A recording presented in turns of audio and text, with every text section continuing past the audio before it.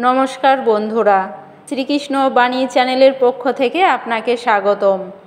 আজকে আমরা জানব ভাদ্রপদ পূর্ণিমার উপবাস পালন করার নিয়ম। সনাতন ধর্মে প্রতি মাসের শুক্লপক্ষের পঞ্চদশ তিথি বিশেষভাবে পূজনীয় হিসেবে বিবেচিত হয়। তবে ভাদ্র মাসে পালিত পূর্ণিমা তিথি বা ভাদ্র পূর্ণিমা আরও শুভ বলে মনে করা হয়। ধর্মীয় আচার অনুযায়ী এদিন শ্রীহরির আরাধনা করলে পাপ মোচন হয় এবং পরিবারের সুখ সমৃদ্ধি বজায় থাকে। জেনে নিন এই দিন সম্পর্কে আরও কিছু। সনাতন ধর্মে প্রতি মাসের শুক্লপক্ষের পঞ্চদশ তিথি অত্যন্ত গুরুত্বপূর্ণ বলে বিবেচিত হয়। ভাদ্র মাসে পূর্ণিমা বা পূর্ণমাসী তিথির গুরুত্ব আরও বেড়ে যায়। এই বছর ভাদ্রপদ পূর্ণিমা 7 সেপ্টেম্বর 2025 রবিবার পড়বে এবং চন্দ্র উদিত হবে সন্ধ্যা 7টা 26 হিন্দু বিশ্বাস অনুসারে এই দিনে ভগবান শ্রী বিষ্ণুর পুজো, উপবাস, জপ ইত্যাদি করলে শ্রীহরি বিষ্ণুর সাথে ধন সম্পদের দেবী লক্ষ্মীর আশীর্বাদ পাওয়া যায়। ভাদ্রপদ পূর্ণিমার উপবাস পালন করলে সমস্ত ঝামেলা দূর হয় এবং মনস্কামনা পূর্ণ হয়। জেনে নিন এর পুজো পদ্ধতি, শুভ সময় এবং প্রতিকার ইত্যাদি সম্পর্কে। ভাদ্রপদ পূর্ণিমা ব্রত পুজো বিধি।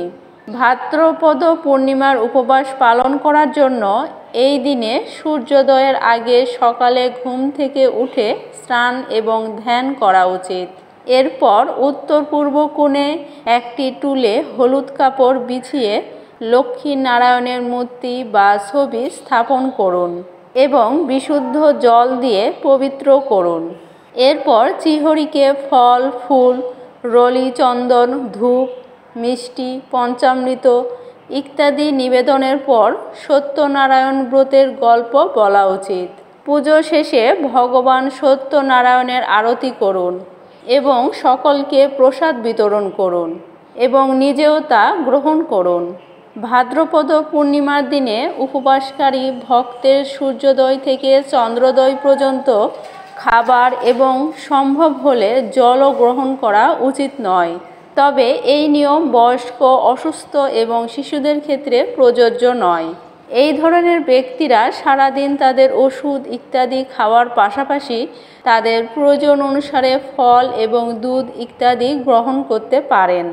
এই উপবাসে শস্য খাওয়া হয় না। সন্ধ্যায় উদীয়মান চন্দ্র দেবতাকে অর্ঘ্য প্রদানের মাধ্যমে ভাদ্রপদ পূর্ণিমার উপবাস সম্পন্ন হয়। ভাদ্রপদ পূর্ণিমায় চন্দ্রদেবতার পুজো কিভাবে করবেন? ভাদ্রপদ পূর্ণিমার দিনে কেবল শ্রীহরি এবং মাতা লক্ষ্মীরই নয়, চন্দ্রদেবতার বিশেষ আশীর্বাদও পাওয়া যায়। পূর্ণিমার দিনে চন্দ্রকে পূর্ণ তেজে দেখা যায়। বিশ্বাস করা হয় যে এই দিনে চন্দ্রদেবতার পূজা করলে রাশিফলের চন্দ্রদোষ এবং মানসিক উদ্বেগ দূর হয়।